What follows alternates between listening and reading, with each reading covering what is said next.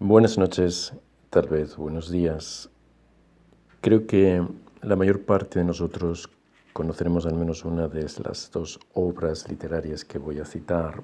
Una es un famoso poema de Goethe que se llama, traducido al español, El aprendiz de brujo, cuando, aprendiendo las técnicas de la magia, su maestro, aquel que le enseña, abandona el lugar de enseñanza y él decide aplicar lo que ha comenzado a aprender. El resultado es una catástrofe hasta que llega el maestro y pone las cosas en orden. La otra, la catástrofe, por cierto, tiene que ver con el agua en el poema de Goethe, con inundaciones. La otra obra es la novela Frankenstein de Mary Shelley, y esta sí que creo que todos la conocemos, una obra extraordinaria que fue como una estrella allí en el firmamento de la cultura, ¿no? Para advertir bien claramente al hombre de lo que podría suceder si una ciencia se comienza a trabajar, a manipular, a crear sin la existencia de una moral, de una ética. Muy recomendable el libro. También los que conocemos la obra de Steiner, él se refiere en distintos momentos al continente de la Atlántida, ese periodo que correspondería a la edad de hielo. Y lo que allí ocurrió, por qué razón este continente se hunde. Las razones son complejas, digamos, toda la dinámica de lo que allí sucede. Yo voy a citar 4 aspectos fundamentales, recurriendo a la obra de Steiner. En esencia, se trató de que el hombre empezó a manipular un conocimiento que pertenecía a un lugar sagrado, un lugar al cual solo podían acceder aquellos que estaban iniciados. El lugar eran los misterios. Este conocimiento fue traicionado por ciertos iniciados. En el fondo, los aprendices de brujos fueron tentados por ciertas entidades suprasensibles y comenzó a desplegarse este conocimiento entre otros sectores de la población. Este conocimiento estaba en gran parte relacionado con lo que eran las fuerzas de crecimiento y las fuerzas de reproducción. Muy interesante este aspecto, las fuerzas de crecimiento y las fuerzas de reproducción. Estas fuerzas de crecimiento y reproducción al mismo tiempo tenían en aquel periodo una relación muy directa con el elemento aire y el elemento agua. El abuso, la mala utilización de estas fuerzas por una, vamos a llamarla, ciencia de aquel tiempo en donde faltaba la moralidad, donde todo se buscaba al utilizarlas en un provecho propio, ¿ya? Llevando a una decadencia moral, hizo que la tierra comenzara o la naturaleza o el tiempo comenzara a convulsionarse y grandes catástrofes que no entraron de una vez, sino que progresivamente fueron inundando este continente, estaban vinculadas al aire y al agua, donde se producía una resonancia respecto a la mala utilización, al abuso de estas fuerzas por parte del ser humano. Había una crisis climática, se podría decir, en la Atlántida, cuando se contemplaba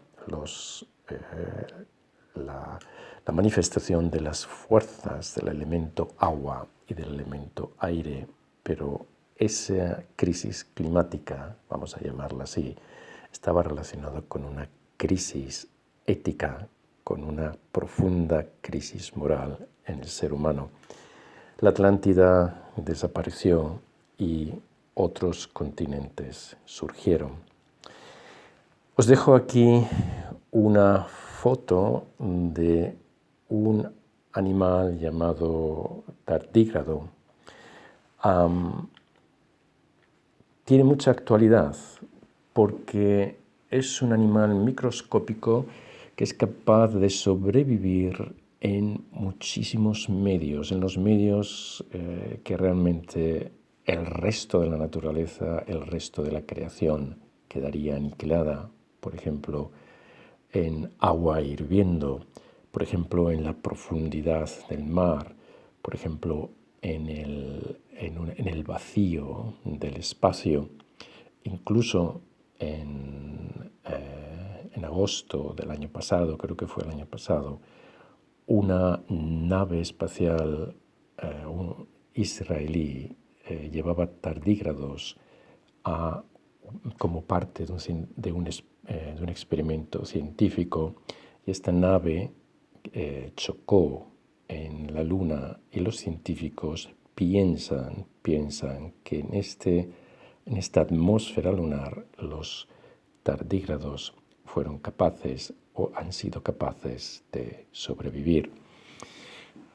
Se puede llegar a los tardígrados y se puede buscar, se puede encontrar el ADN de los tardígrados, y han comenzado experimentos. Estas noticias vienen de China, de la oficialidad china, en donde una de las metas es, ya que estos tardígrados además son capaces de sobrevivir a distintos tipos de radiaciones nucleares, han hecho experimentos con ellos, en crear esa manipulación genética que llevaría a inyectar en el ADN humano una serie de células, una serie mejor de células, de genes de esta criatura microscópica para crear un super soldado. Por supuesto, se están encontrando, y tiene que ser así, con un montón de dificultades. El proyecto está allí, la idea está allí, van a seguir trabajando en ella. Lo que está detrás es precisamente esta idea, la idea del Frankenstein, la idea de crear ese superhombre, de crear ese super soldado con la manipulación genética de distintos aspectos de la creación. Aquí el aspecto moral, el aspecto ético desaparece, es una reminiscencia de la Atlántida, y si desaparece, entonces vamos a tener un problema de, vamos a llamarlo, de resonancia. Yo lo llamo cacofonía. Si el hombre comienza a manipular la creación, y lo está haciendo desde hace décadas, está haciendo experimentos terribles que lo único que causan es una profunda cacofonía, una profunda irritación en el mundo que vamos a llamar de los arquetipos, y también, antes de llegar al mundo de los arquetipos, en el mundo de las fuerzas naturales. Si en la Atlántida el agua y el aire comenzaron a rebelarse, comenzaron a sentir lo que venía como consecuencia de esta experimentación inmoral del hombre con esas fuerzas de la reproducción y esas fuerzas que tienen que ver con el crecimiento. Hoy en día el mundo elemental, el mundo de los elementos, es el primero que también va a reaccionar a ello. Y los arquetipos, por supuesto, en el mismo sentido.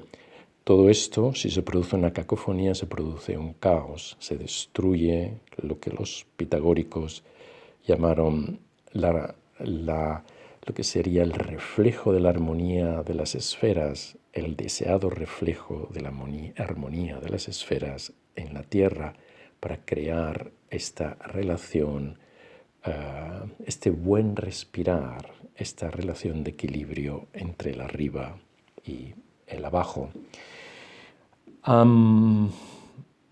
todo esto lo tenemos, va saliendo, conocemos muy poco de lo que se está haciendo tras la puerta de laboratorios secretos, conocemos muy poco de lo que se está intentando realmente realizar, de lo que se está buscando hacer mucho más allá de los códigos, de las leyes éticas que ciertas normativas internacionales proclaman. Detrás de esas puertas de servicios secretos, detrás de esas puertas de investigación secreta, se hace todo, todo, todo. Y esto es una manipulación que va a tener un efecto muy grande en lo que es la dinámica del ser de la Tierra como planeta y la dinámica de lo que ocurre con la humanidad. Recientemente en España se ha dado el caso de esta gestación subrogada, ¿no? Con todas las preguntas que ha ido haciendo surgir. Ninguna de las preguntas realmente tocaba el centro de este tema, ¿no? El hecho de que en este tipo de gestación subrogada se están rompiendo patrones, se están rompiendo, digamos, esos gestos fundamentales de lo que es la presencia de la creación. En lo que se ha definido o caracterizado como gestación subrogada gestacional, la madre sustituta no tiene vínculo genético con el bebé, ya que se utiliza un óvulo, atención a estos conceptos de la madre intencional o de una donante, y es fecundado con el esperma del padre intencional o de un donante. El embrión resultante se implanta en el útero de la madre sustituta mediante una técnica de transferencia de embriones. Se puede implantar uno, se pueden implantar dos. Esta fecundación se realiza in vitro y a partir de esta fecundación se hace una selección de embriones. El seleccionado, o si son dos los que se van a implantar, los seleccionados, pasan entonces al siguiente paso de ser transferidos al vientre de la madre. Todo esto se da en esas condiciones en donde la ausencia del calor y de la luz están remarcadas, son muy claras, ¿no? Son las condiciones especiales de laboratorio. En los embriones que pueden quedar como los restantes, los no seleccionados, se pasará a congelarlos, se pasará a meterlos en esa cámara donde ya la luz y el calor esencialmente están todavía mucho más ausentes, se potencializa esa ausencia. También en distintos casos ya se tienen ya bien el óvulo congelado o los óvulos congelados y el esperma congelado, buscando un momento adecuado para pasar a realizar en el laboratorio las pruebas necesarias. Es, en definitiva, un proceso en donde en las fuerzas, que vuelvo a insistir, son las básicas, las fundamentales en todo aspecto de la creación. Allí donde no hay luz, no puede aparecer la vida. Allí donde no hay calor, no puede aparecer la vida. Me refiero a esta luz y a este calor propios del alma, propios del espíritu, que ahora se aproxima a la tierra, que desciende, ¿ya?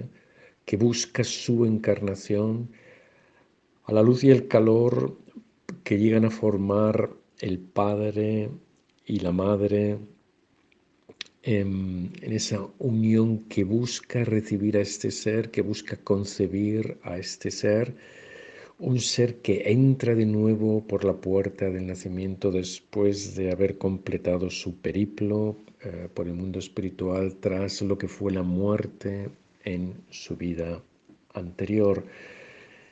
Si estos elementos faltan porque se dan estas condiciones de laboratorio a las que me he referido, si a esto añadimos el hecho de que hay un factor nuevo, que es una tercera persona que ofrece su cuerpo, que ofrece eso que se denomina vientre de alquiler, si sumamos entonces todos los factores que se presentan como una carencia, vamos a ver que realmente esto nos habla de lo que falta, de la carencia, y son elementos muy importantes que deberían estar en este misterio deberían estar presentes en este misterio del nacimiento, en este misterio de la concepción, en este misterio de la gestación. Dejando a un lado el terreno de lo humano, podemos descorrer la cortina, abrir el escenario de lo que es el campo de la naturaleza y mencionar lo que en ella se hace en el ámbito de manipular, de entrar en la propia dinámica de la genética, en la propia dinámica de la reproducción en este mundo, en el mundo natural. Conocido es la manipulación de organismos genéticamente modificados. Conocido es, yo no voy a entrar aquí a, a, en profundidad sobre este tema, únicamente mencionarlo, pero mencionar también el paso que se ha dado de esa investigación que buscó la modificación genética de una serie de organismos, de una serie de plantas también, de animales, ¿no? Y que dio un paso enorme en este campo de investigación al aparecer hace unos años lo que se ha llamado la biología sintética, ¿ya? Curioso este nombre, biología sintética. Curiosa esta palabra sintética, si quitamos la T, podríamos llamarla la biología sin ética, pero es biología sintética, en donde se trata de la creación de nuevos organismos, en lo que se trata de la creación de organismos que la base es el laboratorio. Estos organismos son los que se nos quieren ofrecer, son los que se nos quiere ofrecer en lo que es el espectro de la Agenda 2030 con este realmente buscar, o no solo buscar, sino imponer que haya menos animales domésticos o menos animales en general destinados al consumo de la carne, la reducción de la carne como alimento y la oferta de esta carne sintética, carne producida en el laboratorio, meramente en el laboratorio, lo mismo dentro del mundo vegetal, la elaboración de la planta, la elaboración del fruto, la elaboración del vegetal, puramente en el laboratorio. La biología sintética es el hombre el que ahora proyecta su imagen de la creación, eh, el que va a no recrear, sino que el que va a negar la naturaleza,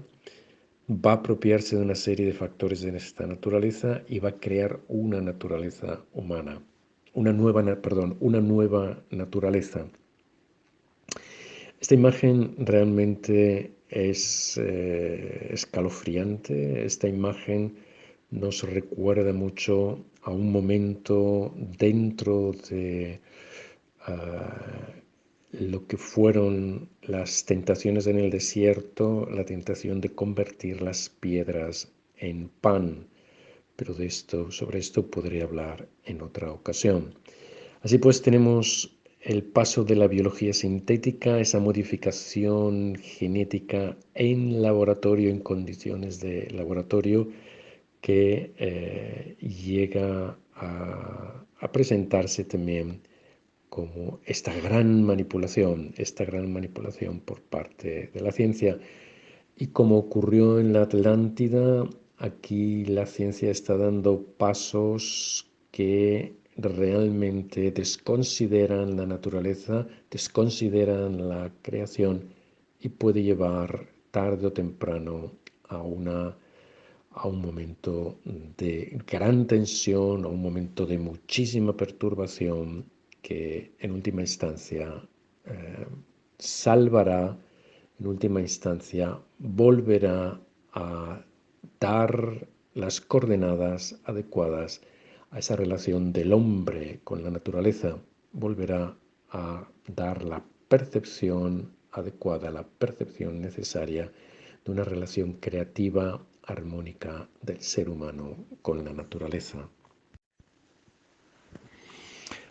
Y quiero decir con esto que igual que en el tiempo atlante hubo una perturbación necesaria para dar comienzo a algo nuevo, porque si se hubiera prolongado lo anterior, aquello que se había alejado de un centro, las condiciones para el hombre hubieran sido aquellas que no serían las propias, ¿no?, de su ser, no serían las propias de su esencia, no serían las propias de su destino.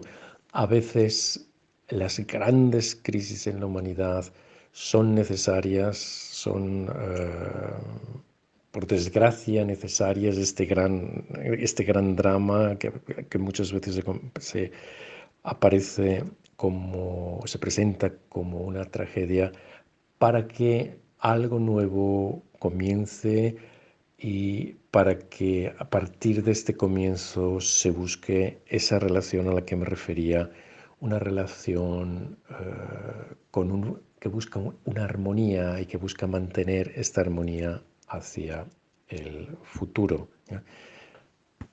Termino con una reflexión acerca también de lo que son los trasplantes de órganos humanos. Cuando esto ocurre, porque la ciencia ha abierto la puerta a esta posibilidad, ¿ya? Detrás está el deseo del hombre, de aquel que necesita el órgano, de seguir viviendo en la tierra. Cuando la ciencia ha abierto la puerta a esta posibilidad, se ha encontrado con una serie de fenómenos que desde lo que es su paradigma científico no tiene, no puede considerarlos o no va a considerarlos con toda la trascendencia que tiene. Si a un hombre o a una mujer le han trasplantado un órgano de otra persona, conocemos los casos y probablemente suceda en la mayor parte de ellos, en unos más consciente, en una esfera más consciente, en otros en una esfera más inconsciente, de que en su mundo anímico aparecen una serie de vivencias que él no puede ordenar de acuerdo a lo que ha sido su experiencia en lo que hasta ese momento llegó a ser su vida. Conocemos distintas, o al menos yo he leído distintos informes de estas personas que se les trasplantaron un pulmón, se les trasplantaron un hígado, se les trasplantaron un riñón, comienzan a encontrarse con una serie de impulsos que están en su alma, con una serie de tendencias, de deseos que son para ellos desconocidos. Por ejemplo, una persona que nunca en su vida se le pasó por la cabeza de conducir una moto de alta cilindrada, después de un trasplante aparece de repente esta necesidad. ¿Por qué ocurre esto? Porque cada órgano es algo que tiene tiene una sustancia que va mucho más allá de lo físico. Su constitución es física y su constitución es suprafísica. Su constitución es física, su constitución es etérica y más allá de lo etérico también tiene una resonancia de otros mundos suprasensibles. En el ámbito de lo etérico, cada órgano lleva en sí un recuerdo de lo que han sido vivencias anteriores, experiencias anteriores. Al trasplantar este órgano se trasplanta también esta sustancia etérica, esta sustancia que tiene vivencias anteriores. Si a una persona le aparece o el deseo de montar en moto, o puede ser cualquier otro deseo, de repente el deseo de hacer surf o el impulso de hacer esto o aquello que no tiene nada que ver con lo que ha sido su experiencia vital hasta ese momento, algo de lo que es una parte anímica de la persona a la que pertenecía ese órgano comienza a vivir en el alma de la persona que ha recibido ese órgano. Aquí la pregunta que hay que hacerse es, ¿qué ocurre con el karma de estas personas? Puesto que parece que se ha trasplantado una serie de vivencias de otra persona, no solo un órgano, sino una serie de tendencias a la persona que recibe el órgano. Nos está caotizando todo esto. ¿Qué ocurrirá después de la muerte de esta persona? Cuando él, habiendo incorporado vivencias que son ajenas a él mismo, que no son suyas, tiene que hacer ese tiempo de cama loca o purgatorio. ¿Cómo las entidades espirituales que acompañan este proceso van a tratar esta caotización que podríamos llamar, este desorden en el karma? Estas son preguntas que toda persona que tenga una verdadera imagen del hombre, y en esto se esforzó Steiner a lo largo de toda su obra, toda persona que tenga una verdadera imagen del hombre tiene que hacerse. La ciencia no las va a hacer. La ciencia se ha quedado solo en el ámbito de lo mecánico, en el ámbito de lo material. Por eso la sociedad que nos quieren brindar es una sociedad tecnocrática, es la sociedad del gran reseteo, es la sociedad del hombre que está enchufado a la máquina, es la sociedad del ser humano que está constituido como entidad de 3 cuerpos: el cuerpo físico, el cuerpo biológico y el cuerpo digital, la realidad digital. Es la sociedad que ha desplazado el alma y el espíritu. Es la sociedad que quieren tenerla ya realizada dentro de 7 años, en el 2030. Es lo que se nos ofrece como futuro, una gran cacofonía donde el reflejo de la música de las esferas no está para nada presente, sino todo lo contrario. El aprendiz de brujo, Frankenstein, fueron 2 momentos hace ya más de un siglo, que nos quisieron advertir de lo que podría suceder si el hombre no cambiaba su imagen del mundo y de sí mismo. Hasta pronto.